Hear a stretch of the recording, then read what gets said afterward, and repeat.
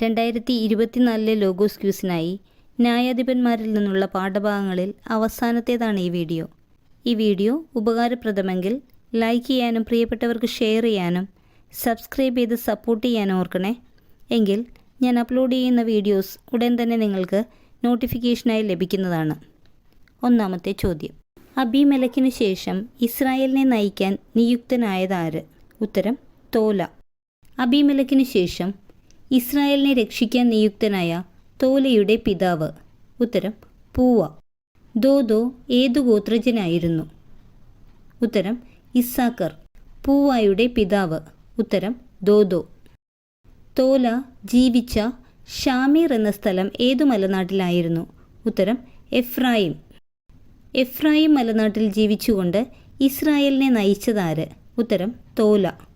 എത്ര വർഷമാണ് തോല ഇസ്രായേലിനെ നയിച്ചത്? ഉത്തരം 23 വർഷം. തോലയെ അടക്കം ചെയ്തത് എവിടെയാണ്? ഉത്തരം ഷാമീറിൽ. തോലയ്ക്ക് ശേഷം ഇസ്രായേലിൽ ന്യായപാലനം നടത്തിയ ഗിലെയാദുകാരൻ? ഉത്തരം ജായിർ. ജായിർ എത്ര വർഷം ഇസ്രായേലിൽ ന്യായപാലനം നടത്തി? ഉത്തരം 22 വർഷം. ഗിലെയാദുകാരനായ ജായിറിന് എത്ര പുത്രന്മാർ ഉണ്ടായിരുന്നു? ഉത്തരം 30. ഗിലെയാദ് ദേശത്ത് ജായിറിൻ്റെയും പുത്രന്മാരുടെയും അധീനതയിലായിരുന്ന 30 പട്ടണങ്ങൾ ഏതു പേരിൽ അറിയപ്പെടുന്നു? ഉത്തരം ഹാവോത്ത് ജായിർ. ജായിറിനെ എവിടെയാണ് അടക്കം ചെയ്തത്? ഉത്തരം കാമോനിൽ. ജായിറിനു ശേഷം ഇസ്രായേൽ വീണ്ടും തിന്മ ചെയ്ത് മറ്റു ദേവന്മാരെ സേവിച്ചപ്പോൾ കർത്താവ് അവരെ ആർക്കാണ് ഏൽപ്പിച്ചു കൊടുത്തത്? ഉത്തരം ഫിലിസ്ത്യർക്കും അമ്മോന്യർക്കും.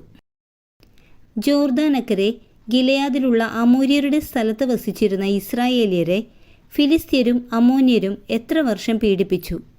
ഉത്തരം 18 വർഷം.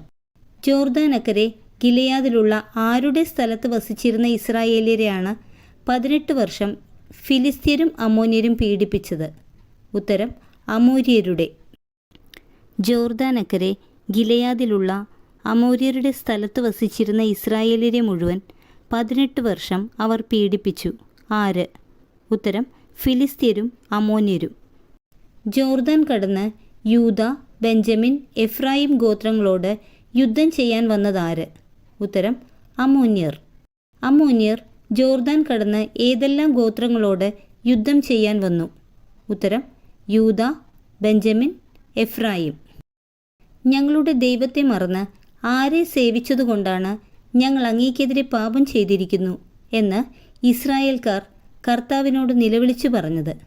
ഉത്തരം ബാലിനെ.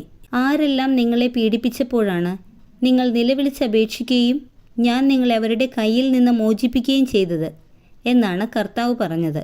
ഉത്തരം സീദോന്യരും അമലേക്യരും മാവോന്യരും. ഞങ്ങൾ പാപം ചെയ്തു പോയി, അങ്ങേക്കിഷ്ടമുള്ളത് ഞങ്ങളോട് ചെയ്തു കൊള്ളുക, ഇക്കുറി ഞങ്ങളെ രക്ഷിക്കുക എന്നു മാത്രം ഞങ്ങൾ പ്രാർത്ഥിക്കുന്നു. ആരുടെ വാക്കുകൾ? ഉത്തരം ഇസ്രായേൽ ജനത്തിൻ്റെ. അമ്മോന്യർ യുദ്ധത്തിനൊരുങ്ങി എവിടെയാണ് താവളമടിച്ചത്?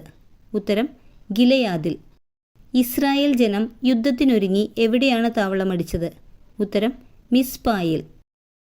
അമ്മോന്യരോട് യുദ്ധം ആരംഭിക്കുന്നതാരോ അവനായിരിക്കും ഗിലെയാദ് നിവാസികൾക്ക് അധിപൻ.